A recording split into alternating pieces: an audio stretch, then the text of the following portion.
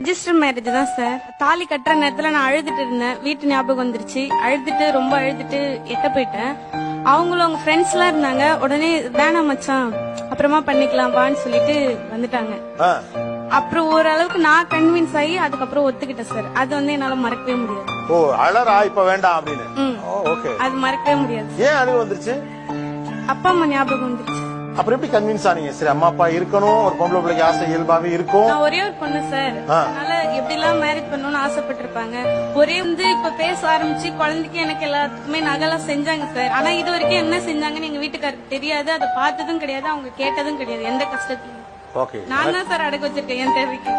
அவ்வளவுதான். அது உங்களுக்கு கொடுத்து உங்களுக்கு வச்சுட்டாங்க. அவங்க கேட்டதே அவர் அதை கேட்க கூட மாட்டாருங்கிறது எவ்வளவு பெருமிதமான விஷயம்.